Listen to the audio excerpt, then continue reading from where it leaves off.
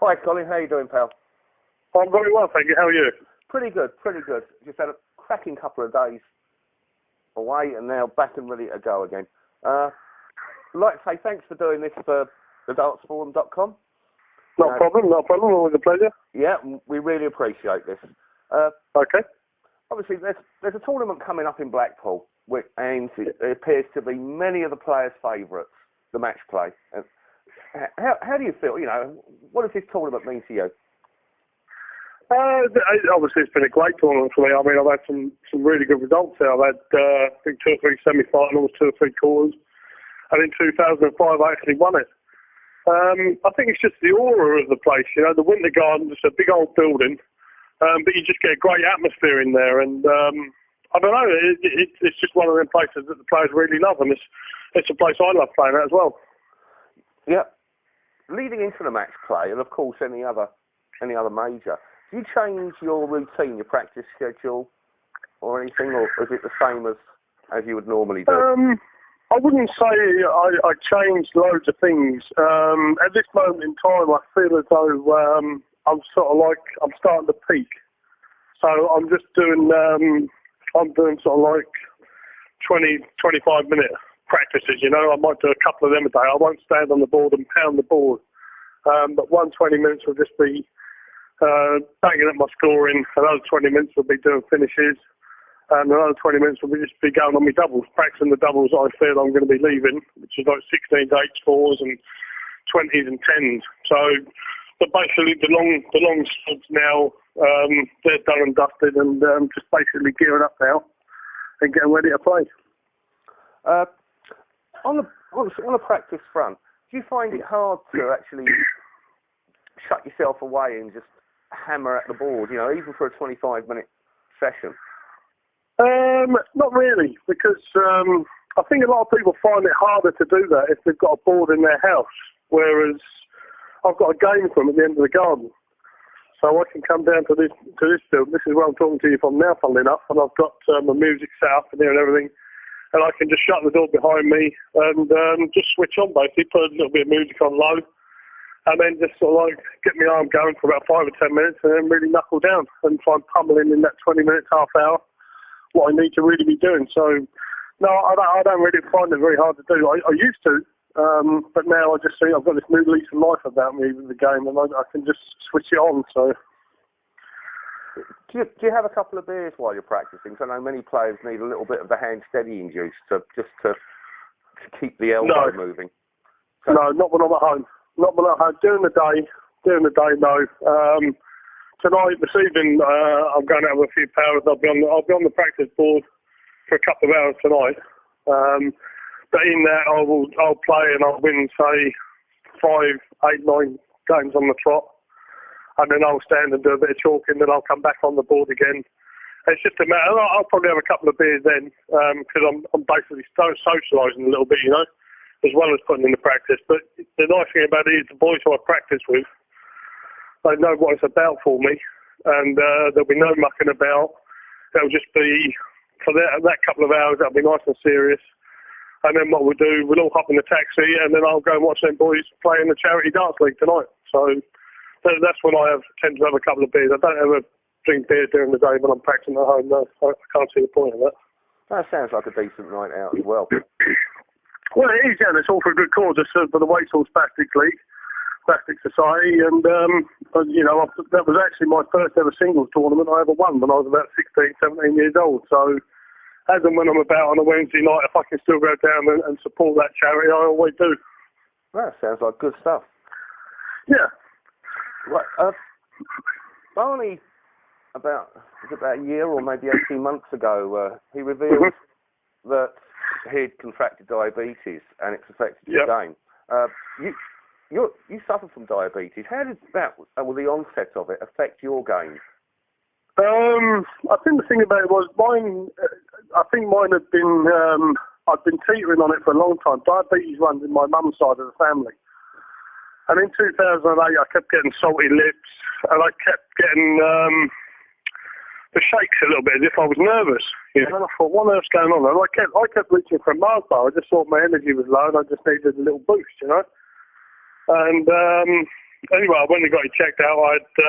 I'd done blood tests and urine samples and everything, and lo and behold, I had diabetes.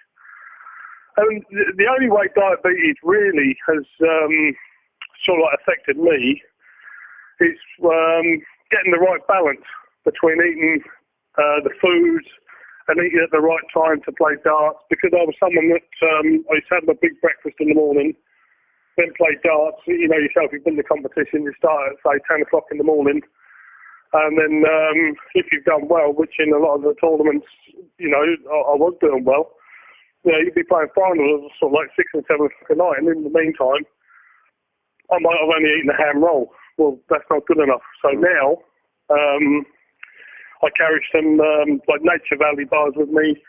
I'll have a banana, not a too ripe banana though, because that'll be too sweet otherwise. I'll have one with like a bit of a bite, bit of a crunch to it, a bit of a green banana. I'll carry some wafers and all different sort of things. I'll have a little bit of chocolate as well, just maybe if I feel that I'm getting a little bit of a lull. Basically with me, it's just a case of getting the balance all right. And at the start of the year, I was just taking tablets then, but at the start of the year, where the diabetes had moved on a little bit with me, I have to now inject once a day. So it was a matter of starting all over again. That's why this year's been a little bit poor performance-wise, because I've now had to readdress it all again and do everything starting all over again. So it's been a little bit difficult, but do you know what the nice thing about it is? I mean, I don't know if a lot of guys out there know or not. Jamie Caven and Andy Hamilton are both diabetics, and they're bad diabetics. They inject for like 3, 4, 5 times a day. Okay. And the nice thing for me is I'm good pals with them two guys, and when I first got it and I was trying to get it under control, I've had some great chats with Jamie Caven. He's been a great help to me. He's told me as and what I should do. If I'm feeling like this, I should perhaps be doing this, or if I'm feeling like that, perhaps I should be doing that. And Andy Hamilton's been just the same. And it's been good to chat with them guys, because when there's not a doctor or a diabetes nurse, within reaching distance, obviously I go and have my checkups and I have good conversations with them. The guys that have had it for a number of years, like those two guys have, they know what to do. So I've had some great chats with them. But, I'm not going to use diabetes as an excuse for my form or anything. It's just a matter of adapting and getting used to it. And I'm finally getting the grips of it. And hopefully this latter part of the year, I can kick on again and get a few results. Yeah, and you feel you're getting your form back. You're balancing it all again correctly. Yeah, it feels like it is. I mean, don't be wrong, I'm still carrying a bit of weight and all that sort of thing. They say you've got to get fitter and you've got to do this, you've got to do that. Well, do you know what? All I say to them people is, I won the World Match Play in 2005 and I weighed 20 stone. So, I mean, I'm about 18 at the minute, 18 stone. I know that's still too big. But you know what? I go to the doctors, they're happy with me. They say to me, listen, Colin, we could do if you're losing a bit of weight, but you're not putting any weight on. So, and do you feel comfortable? Yes, I feel comfortable. Well, listen, don't worry about it then. Just make sure you keep taking your medication at the right time. And, things are going along nicely. So, and that's what's going on at the minute. And that's a nice little relief. I'm gradually getting used to everything. And like I said, hopefully the latter part of this year I can kick on again. Well, touch wood for you on that one, mate. Hopefully. You've also got a pretty decent record over in the States, wins in Ontario, Atlanta, Chicago, and also going to the business ends of Connecticut and Vegas. Now the PDC have pretty much taken USA out of the calendar. How do you feel about that? Obviously it's a place that you enjoyed and did well. Do you know what? I always seem to be kicked in the you-know-where when it comes to there. I mean, I won Atlanta. That got D-ranked, so that's money off my ranking that I can't defend. I won Chicago. That got D-ranked, and that's money I can't defend. I won the Scratch Montreal Open. That got taken off I couldn't defend it.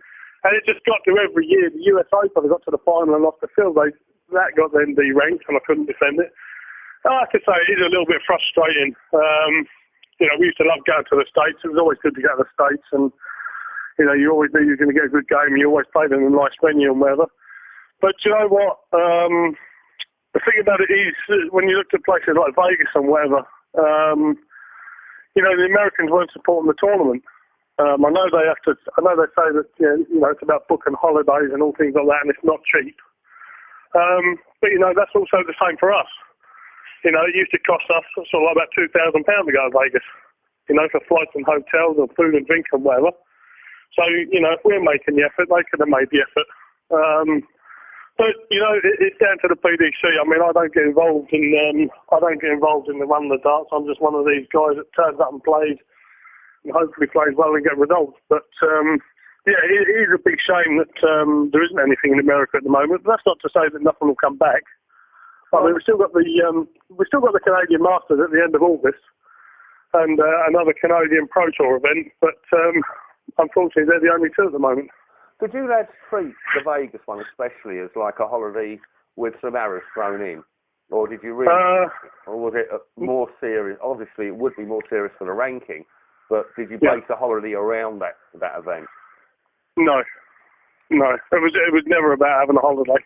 Don't get me wrong, it was a nice time. The way, in some ways, it probably was treated as a holiday a little bit, but that was only because I made it so myself. I can't talk on behalf of other players, but that is that I used to go there about 4 or 5 days before the tournament starts. So for 3 or 4 days, I'd be chilling out in the sun, have a walk around the shops and do whatever, just chill out. But then in the evening time, we used to go down and we'd find a dartboard and get a dartboard to throw on anyway, because you were there to work. It was, for me, it wasn't a holiday. I'd laid out a lot of money. I could take the other half with me. And so I used to have double expenditure. And it was a case of, at the end of the day, it was a Las Vegas Desert Classic. It was a major. That sort of title will look good on your resume. Yeah. So, no, me personally, I never treated it like a holiday, although I did used to have the extra few days there. But that was even more so with that fun, actually. Yes, it was a little bit of a break for me and Carol time, but also it was a matter of getting used to the time difference. So, well, yeah, that's important. Well, yeah, it would be. I mean, you used to get there at sort of like 1 in the afternoon, and it's like 9, 10 o'clock here. And so when it got to sort of like 3 or 4 in the afternoon, you were absolutely wiped out and you wanted to go to bed. But you knew you couldn't go to bed because you were going to wake up at something like 1 in the morning. You're going to be wide awake again. So you had to get used to the time zone. But it is disappointing because it was a great event. They've all been great events. I mean, I played in the early days as well.